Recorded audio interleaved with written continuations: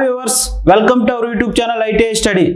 So before క్లాస్లో మనం square roots and square and rationalisation మీద మనం కొన్ని ప్రాబ్లమ్స్ డిస్కస్ చేసాం. సో ఈరోజు మనం డిస్కస్ చేయబోతున్నటువంటి topic ratio and proportion. So దీన్నే తెలుగులో మనం నిష్పత్తి మరియు అనుపాతం అని తెలుగులో మనం చెప్తాం. సో ఈ రేషియో అండ్ ప్రపోర్షన్లో ఏ విధంగా ఎలాంటి ప్రాబ్లమ్స్ ఉంటాయి, మనకి ఏ విధంగా చేయాలి ప్రాబ్లమ్స్, మరియు రేషియో అంటే ఏమిటి, ప్రపోర్షన్ అంటే ఏమిటి, ఈరోజు క్లాస్లో మనం డిస్కస్ చేయబోతున్నాం. So first one, ratio. So what is the ratio? So రేషియోని ఎలా డిఫైన్ చేస్తారు అంటే, ఈ రేషియోని రెండు సిమిలర్ క్వాంటిటీస్, దట్ మీన్స్ రెండు సమానమైన పరిమాణాలని కంపేర్ చేయటానికి, రెండు సమానమైన పరిమాణాలని కంపేర్ చేయడానికి ఈ రేషియోని ఉపయోగిస్తారు. సో రేషియోని ఎలా డిఫైన్ చేస్తారు అంటే, ratio is the comparison of relation of two similar quantities. అంటే రెండు సమానమైన క్వాంటిటీస్ని, సిమిలర్గా ఒకే విధమైన క్వాంటిటీస్ని కంపేర్ చేయడానికి ఈ రేషియోని మనం యూజ్ చేస్తాము. సో ఫర్ ఎగ్జాంపుల్ మీరు తీసుకుంటే ఈ విధంగా ఉంటుందండి ratio. A:B is equal to 2:3. So అసలు A:B అంటే ఏమిటి, 2:3 అంటే ఏమిటి? సో ఈ రేషియోని ఎలా డిఫైన్ చేస్తారు అంటే, ఎలా డినోట్ చేస్తారంటే కాలం అంటారండి. సో కాలంను బట్టి, కాలం అంటే ఈ కాలంతో సింబల్తో ఈ రేషియోని రిప్రజెంట్ చేస్తారు. సో అదేవిధంగా it is similar to the fraction. So ratio అనేది ఫ్రాక్షన్కి సిమిలర్గా ఉంటుంది. సో ఈ రేషియోని ఫర్ ఎగ్జాంపుల్ మీరు తీసుకుంటే రేషియోని ఎలా చెప్తారు? సపోజ్ ఒక అతని వయసు 15 సంవత్సరాలు తీసుకుంటే, అంటే ఒక కుమారుడి వయసు 15 సంవత్సరాలు తీసుకుంటే, వాళ్ళ తండ్రి యొక్క వయస్సు 60 సంవత్సరాలండి. ఫర్ సపోజ్ ఒక కుమారుడి యొక్క వయసు 15 సంవత్సరాలు, వాళ్ళ తండ్రి యొక్క వయసు 60 సంవత్సరాలుగా తీసుకుంటే, వాటి యొక్క రేషియోని ఎలా చెప్తారు అంటే 15:60. That is equal to cancel చేస్తే 1:4. అంటే వాళ్ళ యొక్క కుమారుడి యొక్క వయస్సు కన్నా వాళ్ళ తండ్రి యొక్క వయసు 4 రెట్లు ఎక్కువ. సో ఈ విధంగా మనం చెప్తాం. కుమారుడి వయసు 15 సంవత్సరాలుగా తీసుకుంటే, వాళ్ళ తండ్రి యొక్క వయస్సు 60 సంవత్సరాలుగా తీసుకుంటే, వాటి యొక్క రేషియో ఏ విధంగా చెప్తామంటే, కుమారుడి వయసు కన్నా వాళ్ళ తండ్రి యొక్క వయసు 4 రెట్లు ఎక్కువ. ఈ విధంగా మనం రేషియోని చెప్తాం. అంటే రెండు సిమిలర్ క్వాంటిటీస్, అంటే రెండు ఒకే విధమైన క్వాంటిటీస్ని కంపేర్ చేయడానికి రేషియోని మనం ఉపయోగిస్తాము. సో రేషియోని కాలం అనే సింబల్తో సూచిస్తారు. సో ఈ రేషియో అనేది ఫ్రాక్షన్కి సిమిలర్గా ఉంటుంది. So example A:B is equal to 2:3. So A is the, so ఇక్కడ ఈ రేషియోలో మనం ఏని ఏ విధంగా పిలుస్తాము అంటే, సో ఏని ఏ విధంగా పిలుస్తామంటే పూర్వపదము అంటారు. సో తెలుగులో పూర్వపదం అంటే ఫార్మర్ వర్డ్. సో ఏని ఫార్మర్ వర్డ్గా పిలుస్తాం, బీని ప్రో వర్డ్గా పిలుస్తామండి. సో పూర్వపదము పరపదముగా పిలుస్తాము. సో ఏని బీని ఏ విధంగా పిలుస్తామంటే, రేషియోలో ఏని ఫార్మర్ వర్డ్గా అంటే పూర్వపదము అని పిలుస్తారండి. సో బీని ప్రో వర్డ్గా పిలుస్తారంటే పరపదము అంటారు. ఓకే, సో రేషియోలో ఈ విధంగా ఉంటుందండి. సో రేషియోని కాలంతో సూచిస్తారు. సో వాటి యొక్క ఎగ్జాంపుల్ చూసాం. సో నెక్స్ట్ వన్, ఈ రేషియోని మనం చెప్పేటప్పుడు ఏ విధంగా చెప్తాం అంటే, ఈ రేషియో తెలియచేయాలి అంటే ఒక 4 ఇంపార్టెంట్ పాయింట్స్ ఉన్నాయి. సో వాటి గురించి ఇప్పుడు చెప్తాం. So A:B is equal to, for suppose A:B is equal to ఒక రేషియోగా తీసుకుంటే, వాటి యొక్క స్క్వేర్స్, దట్ మీన్స్ వర్గాలు ఈజ్ ఈక్వల్ టు A:B యొక్క వర్గాలు ఏ విధంగా చెప్తామంటే A²:B²గా చెప్తాం. ఇది చాలా చాలా ఇంపార్టెంట్ అండి, గుర్తుపెట్టుకోవాలి. సో వీటి యొక్క రేషియోని అంటే A:B అనేది రేషియోగా తీసుకుంటే, వాటి యొక్క స్క్వేర్స్ అంటే వర్గాలు A:B యొక్క వర్గాలు A²:B² అవుతాయి. అదే విధముగా వాటి యొక్క వర్గమూలాలు అంటే స్క్వేర్ రూట్స్, వాటి యొక్క వర్గమూలాలు ఏ విధంగా ఉంటాయి అంటే √A:√B సమానంగా ఉంటాయండి. సో అదేవిధంగా ఘనాలు, సో దట్ మీన్స్ క్యూబ్స్ అనేవి ఈ స్క్వేర్స్ అయితే క్యూబ్స్ అనేవి ఏ విధంగా ఉంటాయంటే so A cube is to B cube సమానంగా ఉంటాయి. అదేవిధంగా cube roots, so cube roots ఏ విధంగా ఉంటాయి అంటే ఘనమూలాలు అంటారండి తెలుగులో. ఘనమూలాలు ఏ విధంగా ఉంటే cube root a is equal to cube root b. So ఈ విధంగా ఈ 4 పాయింట్స్ అనేవి మనం గుర్తుంచుకోవాలి. సో ఫస్ట్ వన్ ఏంటంటే A:B ఒక రేషియోగా తీసుకుంటే వాటి యొక్క స్క్వేర్స్, దట్ మీన్స్ దాని యొక్క వర్గాలు ఏ స్క్వేర్ ఈస్టు బి స్క్వేర్ విధంగా ఉంటాయి. అదేవిధంగా వర్గమూలాలు, దట్ మీన్స్ స్క్వేర్ రూట్స్ అనేవి రూట్ ఏ ఈస్టు రూట్ బిగా ఉంటాయి. అదేవిధంగా క్యూబ్స్ అంటే ఘనాలు ఏ విధంగా ఉంటాయి అంటే ఏ క్యూబ్ ఈస్టు బి క్యూబ్గా ఉంటాయి. అదేవిధంగా క్యూబ్ రూట్ అంటే ఘన మూలాలు ఏ విధంగా ఉంటాయి అంటే cube root of a cube. So that means cube root of a is to cube root of b. So ఈ విధంగా వాటి యొక్క స్క్వేర్ రూట్స్, అదేవిధంగా క్యూబ్ రూట్స్ అనేవి ఈ విధంగా ఉంటాయి. ఇవి గుర్తుంచుకోవాలి. సో ఈ రేషియో అంటే ఈ విధంగా ఉంటుందండి. మనం రేషియోని ఏ విధంగా సూచిస్తారు, సో అసలు రేషియో అంటే ఏమిటి, రేషియో యొక్క సింబల్ ఏమిటి, వాటి యొక్క ఎగ్జాంపుల్స్ చూసాం. So next one proportion. So what is the proportion అంటే అనుపాతం అంటారండి. సో ఈ అనుపాతం అంటే ఏమిటి అంటే రేషియో అంటే చెప్పాం A:Bగా చెప్పాం. అంటే రెండు సిమిలర్ క్వాంటిటీస్ని కంపేర్ చేయడానికి రేషియోని ఉపయోగిస్తామని చెప్పాం. మరి ఇక్కడ ప్రపోర్షన్ దేనికి ఉపయోగిస్తారు? సో ప్రపోర్షన్ దేనికి ఉపయోగిస్తాము అంటే రెండు రేషియోని వాటి మధ్య సమానత్వం, వాటి యొక్క సమానత్వాన్ని తెలియచేయటానికి మనం ఈ ప్రపోర్షన్ ఉపయోగిస్తాం. అంటే రెండు నిష్పత్తుల యొక్క సమానత్వాన్ని, అంటే రెండు నిష్పత్తుల యొక్క సమానత్వాన్ని తెలియచేయటానికి మనం ఈ ప్రపోర్షన్ అంటే అనుపాతాన్ని ఉపయోగిస్తాం. ఫర్ ఎగ్జాంపుల్స్ తీసుకుంటే A:B is equal to, so that means A:B proportion to C:D.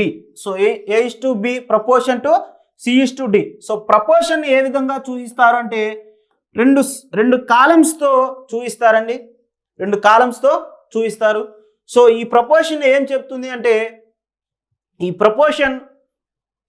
ప్రపోర్షన్లో ఒక వాల్యూ చేంజ్ అవుతే that means in proportion in any change in one of them, అంటే ఒక వాల్యూ చేంజ్ అవుతే రెండో వాల్యూ, ఒక వాల్యూలో వచ్చిన చేంజ్ రెండో వాల్యూ చేంజ్లో కూడా తోడ్పడుతుంది. సో దట్ మీన్స్ ఏ విధంగా చెప్తామంటే ఒక వాల్యూలో చేంజ్ అవుతే ఆ చేంజ్ అనేది రెండో వాల్యూ మీద కూడా ఎఫెక్ట్ చూపిస్తుంది. దీన్ని ప్రపోర్షన్గా చెప్తాం మనం. సో ఈ ప్రపోర్షన్ని ఏ విధంగా చెప్తామంటే అనదర్ డెఫినేషన్ వచ్చి రెండు నిష్పత్తుల యొక్క సమానత్వాన్ని తెలియచేయటానికి ఈ ప్రపోర్షన్ని మనం ఉపయోగిస్తాము. ప్రపోర్షన్ని తెలుగులో అనుపాతంగా చెప్తాం. ఫర్ ఎగ్జాంపుల్గా తీసుకుంటే A:B అనేది ఒక నిష్పత్తి. సో A:B అనేది ఒక రేషియో, A:B అనేది ఒక రేషియో. సో C:D అనేది కూడా ఒక రేషియో. సో A:B అనేది ఒక రేషియో, C:D అనేది ఒక రేషియో. సో రెండు రేషియోల మధ్య, రెండు నిష్పత్తుల మధ్య సమానత్వాన్ని తెలియజేసేది మనం ప్రపోర్షన్గా చెప్తాం. దీన్ని ఈ విధంగా కూడా రాయొచ్చండి. సో రేషియోని ఫ్రాక్షన్గా కూడా రాయొచ్చు, A/B is equal to C/D. So ఈ విధంగా మనం రాయవచ్చు ప్రపోర్షన్ని.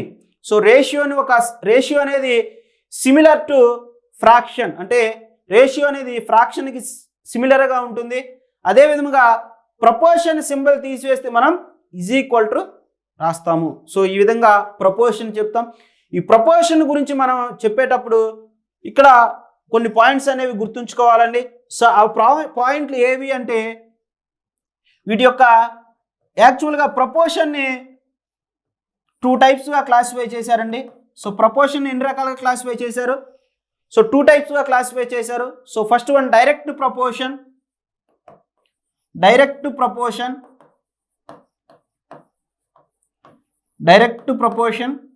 సో రెండోది indirect proportion. So one is direct proportion, another one is indirect proportion. So direct proportion means so ఒక వాల్యూ అనేది చేంజ్ అవుతే, for suppose A directly proportional to B అంటామండి. So అంటే ఏ వాల్యూ కనుక చేంజ్ వస్తే B value కూడా change అవుతుంది. So this is the direct proportion. అంటే ఒక వాల్యూ చేంజ్ అవుతే ఇంకో వాల్యూ కూడా ఆటోమేటిక్గా చేంజ్ అవుతుంది. So this is the direct proportion. అదేవిధంగా ఇండైరెక్ట్ ప్రపోర్షన్ ఏ విధంగా చెప్తాము అంటే A directly proportional to 1/b. So that means A indirectly proportional to b. అంటే ఏ వాల్యూ కనుక చేంజ్ అవుతే బి వాల్యూ కూడా చేంజ్ అవుతుంది. ఏ విధంగా ఏ వాల్యూ ఇంక్రీజ్ అవుతే బి వాల్యూ డిక్రీజ్ అవుతుంది ఇన్ ఇండైరెక్ట్ ప్రపోర్షన్. అదే డైరెక్ట్ ప్రపోర్షన్లో అయితే ఏ వాల్యూ పెరుగుతుంది బి వాల్యూ కూడా పెరుగుతుంది. అదే ఒకవేళ ఏ వాల్యూ కనుక తగ్గితే బి వాల్యూ కూడా తగ్గుతుంది. So this is the direct proportion. అదే విధముగా ఇండైరెక్ట్ ప్రపోర్షన్ అంటే ఏ వాల్యూ కనుక పెరిగితే సో బి వాల్యూ తగ్గుతుంది, అంటే opposite. Indirect proportion means opposite అనమాట. So indirect proportion means opposite, అంటే ఏ వాల్యూ పెరిగితే బి వాల్యూ తగ్గుతుంది. సో ఈ దేంట్లో ఇండైరెక్ట్ ప్రపోర్షన్లో. కానీ డైరెక్ట్ ప్రపోర్షన్లో ఏ వాల్యూ కనుక పెరిగితే బి వాల్యూ కూడా పెరుగుతుంది. So that is the direct proportion. So ఈ ప్రపోర్షన్ అంటే ఈ విధంగా ఉంటుంది. So this is the direct proportion, indirect proportion. So next one, ఈ డైరెక్ట్ ప్రపోర్షన్ ఇండైరెక్ట్ ప్రపోర్షన్ ఏ విధంగా ఉంటుంది అంటే ఫర్ సపోజ్ మనం కనుక రేషియోలో కనుక అబ్జర్వ్ చేసినట్లయితే, మనం ఈ రేషియోలో కనుక అబ్జర్వ్ చేసినట్లయితే A:B అంటే A:Bని ఈ విధంగా రాయొచ్చండి. సో A/Bగా రాయొచ్చు అని చెప్పాం. సో ఈ A/Bలో ఏ వాల్యూని సేమ్ వాల్యూ పెట్టి మల్టిప్లై చేశాను, బి వాల్యూని కూడా సేమ్ వాల్యూ పెట్టి మల్టిప్లై చేశాను. అటువంటి కేసెస్లో ఈ రేషియోలో ఎటువంటి చేంజెస్ రావండి, గుర్తుంచుకోవాలి. దట్ మీన్స్ A:Bని ఒక రేషియోగా తీసుకున్నాను, ఆ A:Bని A/Bగా రాశాను.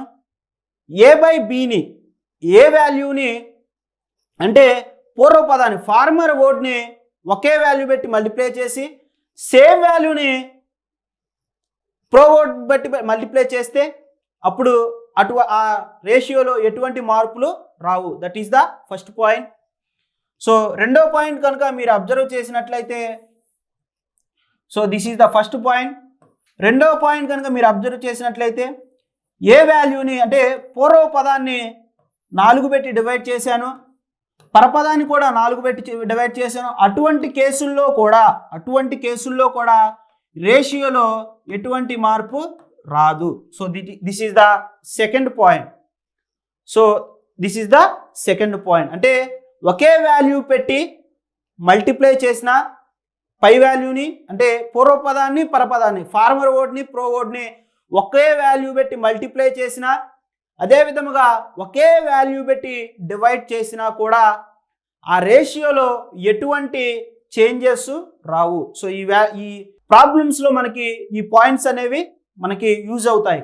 సో అదేవిధంగా థర్డ్ పాయింట్ మీరు కనుక అబ్జర్వ్ చేసినట్లయితే, థర్డ్ పాయింట్ మీరు చూసినట్లయితే, సో అంటే ఫార్మర్ వర్డ్ని 4 పెట్టి యాడ్ చేశాను, అదేవిధంగా ప్రో వర్డ్ని 4 పెట్టి యాడ్ చేశాను. సో ఇటువంటి కేసులో అంటే మల్టిప్లికేషన్ డివిజన్లో ఎటువంటి మార్పు రావు రేషియోలో. కానీ ఎడిషన్ అండ్ సబ్ట్రాక్షన్ అంటే కూడినా కానీ తీసివేసినా కానీ అప్పుడు రేషియోలో మార్పులు వస్తాయి. ఆర్ ప్లస్లో కానీ ప్లస్ చేసినా మైనస్ చేసినా అటువంటి కేసులో చేంజెస్ అనేవి వస్తాయి. కానీ మల్టిప్లై చేసినా డివిజన్ చేసినా నో చేంజెస్. సో ఈ వాల్యూని మీరు గుర్తుంచుకోవాలి రేషియో చేసేటప్పుడు. సో ఇప్పుడు మనం ప్రపోర్షన్ గురించి చేసేటప్పుడు ఏ విధంగా చెప్తాము అంటే, ప్రపోర్షన్ని చేసేటప్పుడు so A/B is equal to C/D. So దీన్ని ఏ విధంగా చెప్తామంటే A:B C:D ఈ విధంగా ఉంటుందండి ప్రపోర్షన్ అనేది.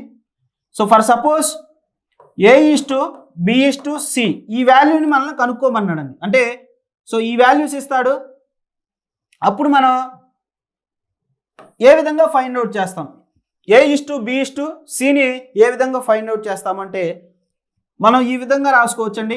A/B is equal to B/C ఈ విధంగా రాసుకుంటే, సో దానిలో A:C కనుక్కో. ఫర్ సపోజ్ A:B:C ఇచ్చాడండి, అప్పుడు ఈ విధంగా రాసుకోవచ్చు మనం. A/B is equal to B/C. ఈ విధంగా మనం రాసుకోవచ్చు. A/B/Cగా ఇస్తే A/B ఈజ్ ఈక్వల్ టు B/Cగా రాసుకోవచ్చు. సో అదే విధంగా మీరు చూసినట్లయితే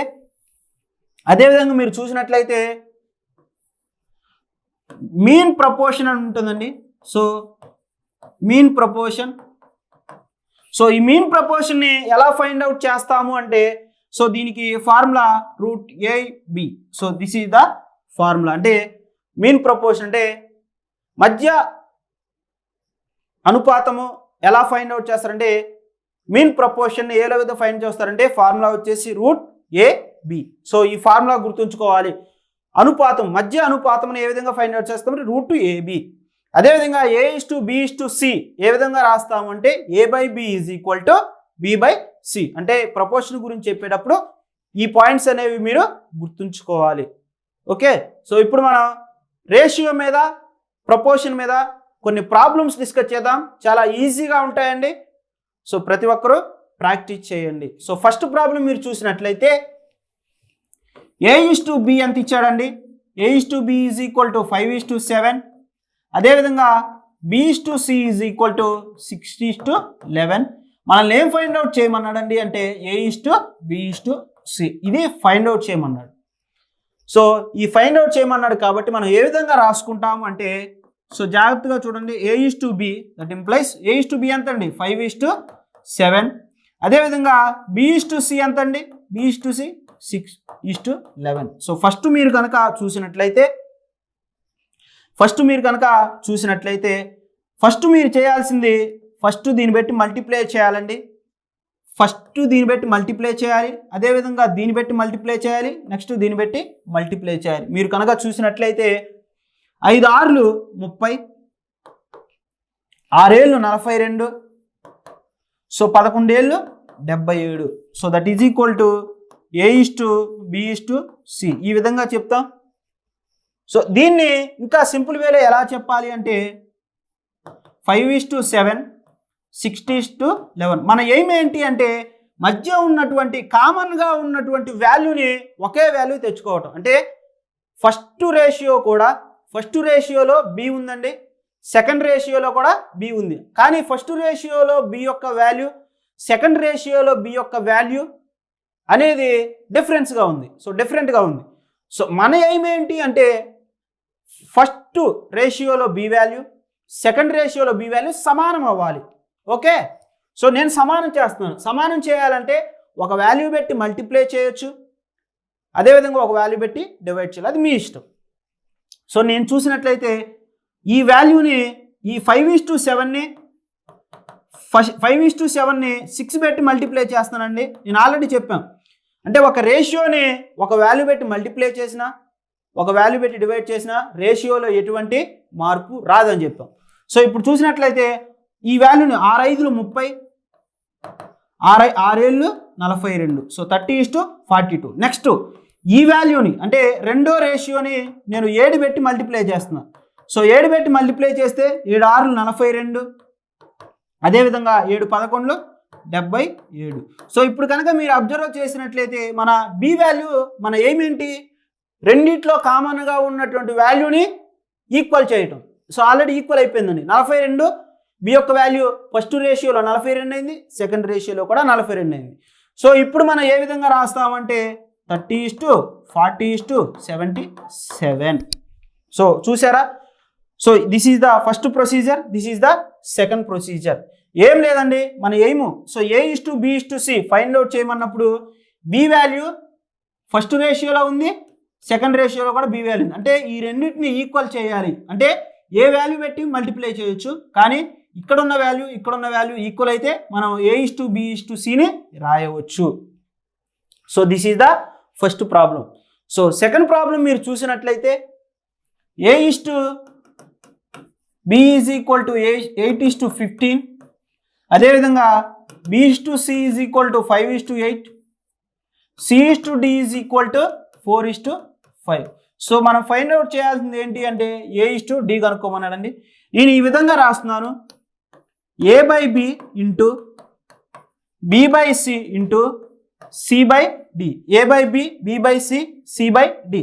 దీన్ని క్యాన్సిల్ చేస్తే ఏమొచ్చిందండి? So A by D, so that is equal to A is to D వచ్చింది. సో ఏమన్నా ప్రాబ్లమా? మనం కనుక్కోవాల్సింది ఏ ఇస్ టు డిఏ కాబట్టి నేను ఈ విధంగా రాశాను, A by B into B by C into C by D. So A by D is equal to A is to D, A is to D. So A by B ఎంతండి? 8/15. ఈ విధంగా రాస్తున్నాను. A by B is equal to 8/15గా రాస్తున్నాను. B by C is equal to 5/8. అదేవిధంగా C by D is equal to 4/5. మీరు substitute చేయటమే మీ పని. So A by B is equal to 8/15, A by D is equal to ఎంతండి? 5/8. అదేవిధముగా C by D is equal to ఎంతండి? 4/5. మీరు కనుక క్యాన్సిల్ చేసినట్లయితే 5 1 జా 5 3 జా, అదేవిధంగా సో 8/15, 5/8, 4/5, 5 3 జా 8 8 cancel. So 4/15. So A is to d ఎంతండి? 4:15. So this is the answer. అంటే నేను ఆల్రెడీ 4 పాయింట్స్ చెప్పానండి. అవేంటి అంటే, ఒక వాల్యూ పెట్టి మల్టిప్లై చేసినా, ఒక వాల్యూ డివైడ్ చేసినా ఎటువంటి మార్పు రాదు. కానీ ఒక వాల్యూ పెట్టి ఎడిషన్ చేసినా, ఒక వాల్యూ పెట్టి సబ్ట్రాక్ట్ చేసినా, పూర్వపదాన్ని కానీ పరపదాన్ని కానీ, దట్ మీన్స్ ఫార్మర్ వర్డ్ కానీ ప్రో వర్డ్ కానీ దేన్నైనా కానీ, సో ఎడిషన్ చేసినా సబ్ట్రాక్ట్ చేసినా రేషియోలో మార్పు వస్తుంది. మల్టిప్లై చేసినా డివిజన్ చేసినా ఆ రేషియోలో ఎలాంటి మార్పు రాదు. సో ఏ స్టూడీని ఫైండ్ అవుట్ చేయడానికి ఈ విధంగా రాశాను. సో మన ఎయిమ్ ఏంటి అంటే, మనకి ఇచ్చిన వాల్యూని ఫైండ్ అవుట్ చేయాలి. ఏ స్టూడీని ఈ విధంగా ఫైండ్ అవుట్ చేయవచ్చు. సో ఈ ప్రాబ్లం ఏ విధంగా చేయాలంటే, మనకి ఇచ్చిన వాల్యూ ఏంటండి? 2a:3b:4c, that is equal to equal 2a is equal to 3b is equal to 4c. So 2a is equal to 3b, that implies 3b is equal to 4c గా తీసుకున్నాను. నేను క్రాస్ మల్టిప్లై అంటే ఈ A value B value ఒక side తెచ్చుకున్నాను, ఈ 2 3ని ఒక వాల్యూ తీసుకెళ్తున్నాను. A by B is equal to 3/2. అదేవిధంగా b by C is equal to 4/3. So దీన్ని ఏ విధంగా రాస్తున్నాను అంటే, ఏ ఇస్ టు బిగా రాస్తున్నాను, that is equal to 3:2. B is to C is equal to 4:3. B by C, B is to C is equal to 4:3. So ఇప్పుడు A is to B, B is to C. A is to B ఎంతండి? 3:2. B is to C ఎంతండి? 4:3. మన ఏమేంటండి? B అనేది రెండిట్లో కామన్గా ఉంది. మన ఏమేంటి? First రేషియోలో బి వాల్యూ సేమ్ అవ్వాలి, సెకండ్ రేషియోలో కూడా బి వాల్యూ సేమ్, అంటే రెండిట్లో బి వాల్యూ అనేది ఒకటే ఉండాలి మన ఎయిమ్. సో నేను ఆ ఒకటే అవడానికి ఏం చేస్తున్నానంటే, ఈ ఫస్ట్ రేషియోని, ఏ ఇస్ టు బి రేషియోని 2 పెట్టి మల్టిప్లై చేస్తున్నాను. So A is to B ఎంత ఉందండి? 3:2ని నేను 2 పెట్టి మల్టిప్లై చేస్తున్నాను. అప్పుడు ఏమవుతుందండి? 3 రెళ్ళు 6 అవుతుంది, అదేవిధంగా 2 రెళ్ళు 4 అవుతుంది. సో ఇప్పుడు మీరు చూసినట్లయితే a is to b value ఎంత అండి? 6:4. కింద వాల్యూ ఎంత ఉందండి? B is to c value 4:3. రెండిట్లో కామన్ అయిపోయింది. సో అప్పుడు మనం 6:4:3గా రాసుకోవచ్చు. ఈ విధంగా మనం చెయ్యవచ్చు అండి.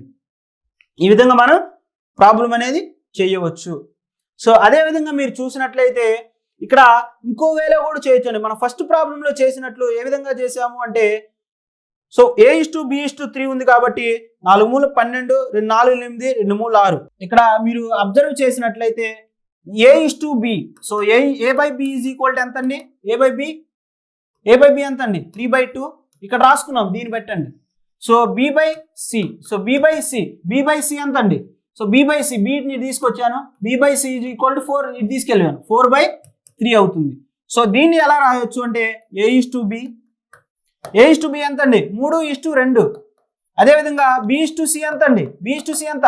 4:3.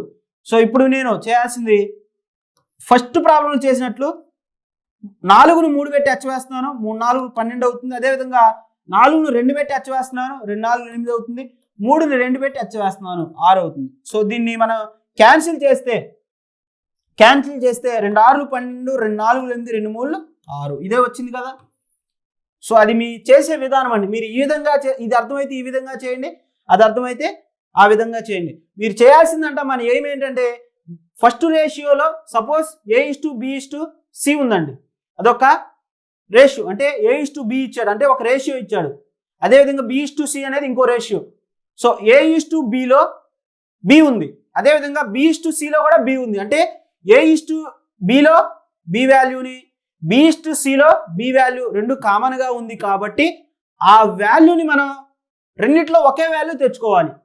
ఆ ఒకే వాల్యూ తెచ్చుకోవడానికి మీరు మల్టిప్లై చేయొచ్చు, డివిజన్ చేయొచ్చు, ఏదైనా చేసినా కానీ రెండు రేషియోలో సేమ్ వాల్యూ రావాలి. సో దట్ ఈస్ ద మనం చేయాల్సింది అది. సో ఈ విధంగా చేస్తే ఈజీగా తక్కువ టైంలో మనం క్యాలిక్యులేషన్ అనేది చేయవచ్చు. ఈ వేలో చేసినా సరే, ఈ వేలో చేసినా సరే, అది మీ ఇష్టం. ఏది ఈజీగా ఉంటే అది చేయొచ్చండి. సో ఫోర్త్ ప్రాబ్లం మీరు చూసినట్లయితే ఇది different problem.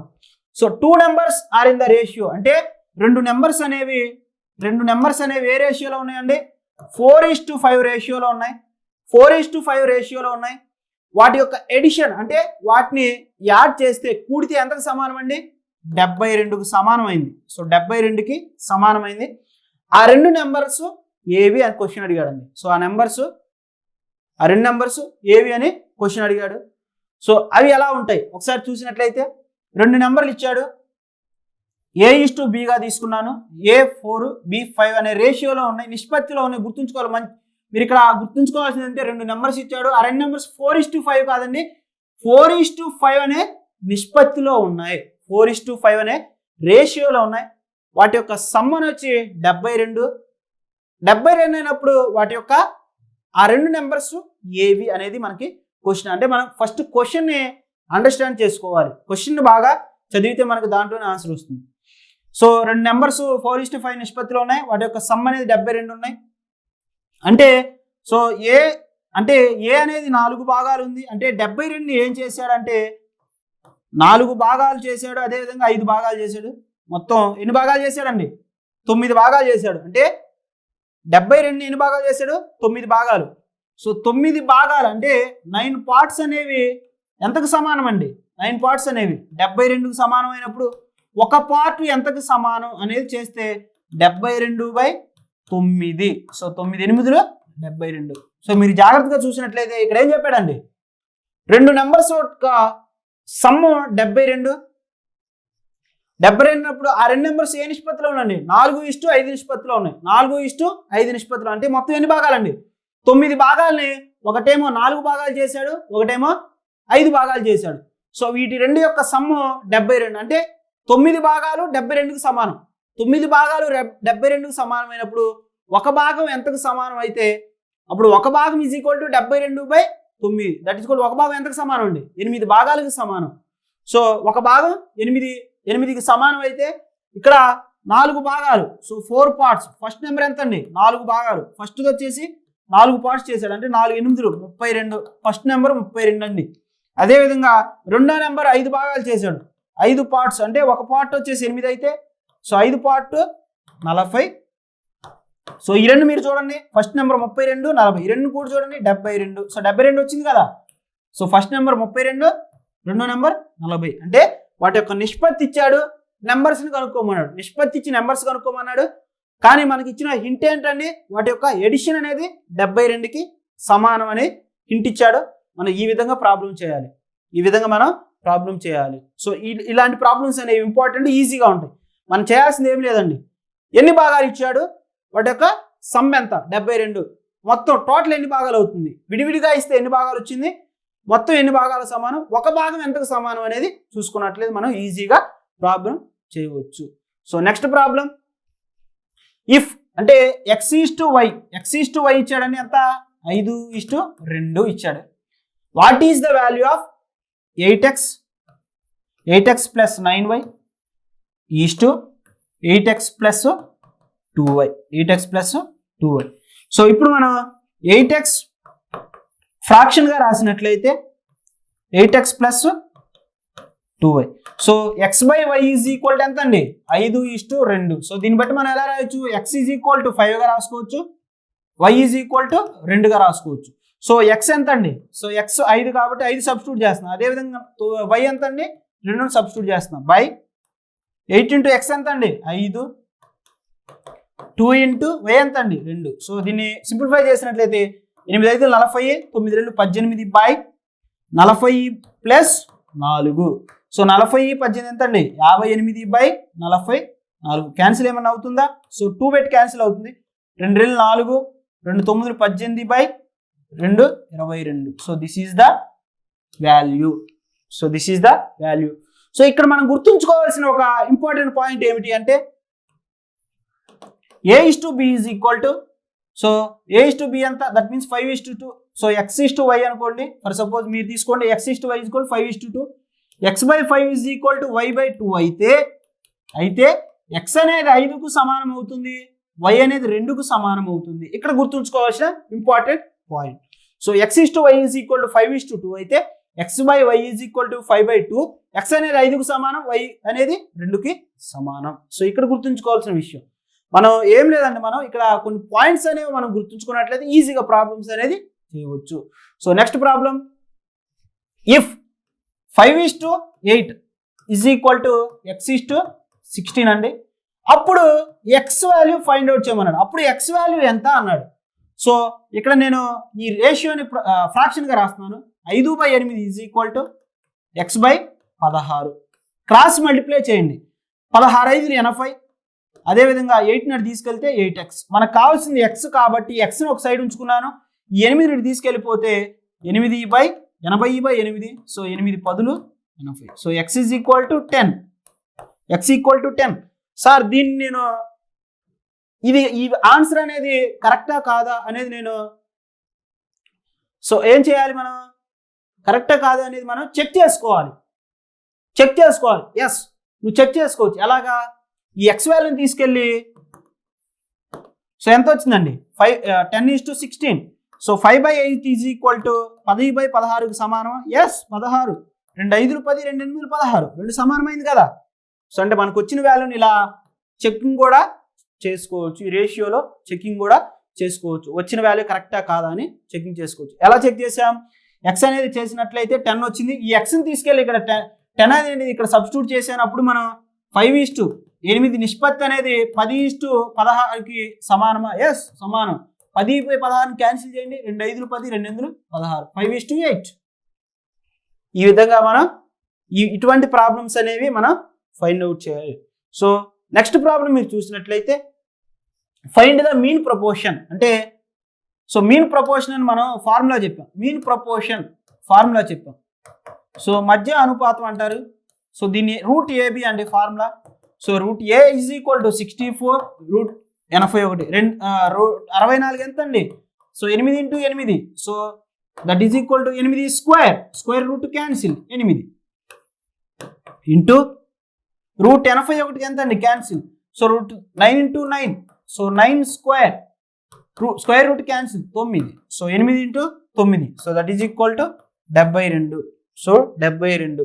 So this is the mean proportion. So ఇక్కడ గుర్తుంచుకోవాల్సిన ఫార్ములా ఏంటంటే మీన్ ప్రపోర్షన్ ఫైండ్ అవుట్ చేయాలంటే √A × B. So √A × B that is the formula of mean proportion. So next క్లాస్లో మనం మరిన్ని ప్రాబ్లమ్స్ అనేది ఈ టాపిక్ మీద డిస్కస్ చేద్దాం.